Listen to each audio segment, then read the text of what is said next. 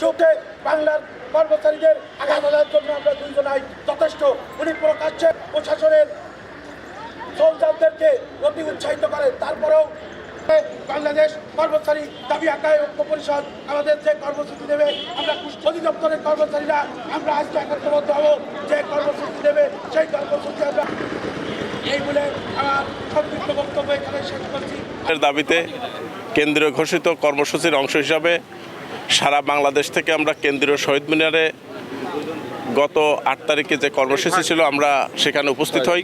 6 তারিখে যে কর্মসূচি ছিল সেই কর্মসূচিতে উপস্থিত হয়ে আমরা শান্তিপূর্ণভাবে যমুনা ঘেরাও কর্মসূচিতে অংশগ্রহণ করি। লক্ষ লক্ষ মানুষ নিয়ে যে সময় শান্তিপূর্ণ এবং বাংলাদেশের 22 লক্ষ কর্মচারীর প্রাণের দাবি পে স্কেল, যেটার দাবি নিয়ে আমরা যমুনার অভিমুখে আমরা পদযাত্রা করি।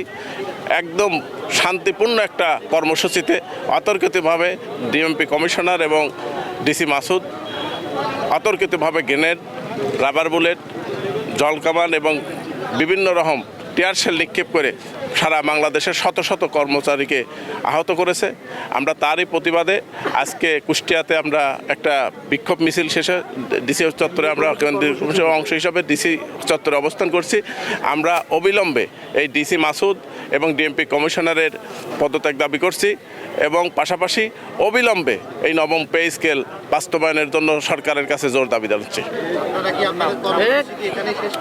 আমরা কর্মসূচি কেন্দ্রের ঘোষিত কর্মসূচি হিসাবে আজকে আমরা আপাতত এখানেই শেষ করছি।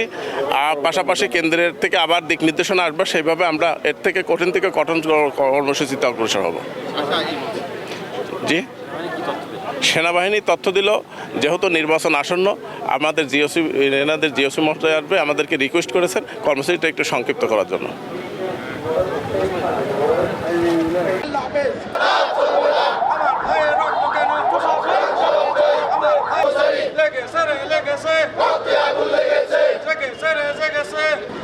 সারা বাংলার কর্মচারী এক হও লড়াই করো, এক হও লড়াই করো। সারা বাংলার কর্মচারী লেগেছে রে লেগেছে, রক্তে আগুন লেগেছে, রক্তে আগুন লেগেছে, লেগেছে রে লেগেছে। আমাদের দাবি মানতে হবে মানতে হবে মেনে না।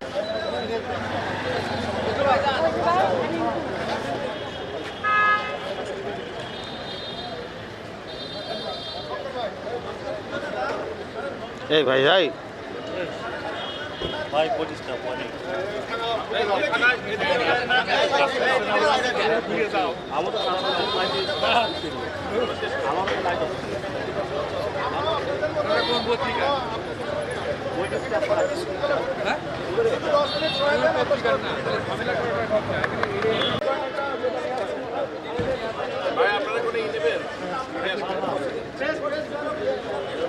ডিসি মাসুদের দুই গালে, ডিএমপি কমিশনারের দুই গালে, ডিসি মাসুদের দুই গালে।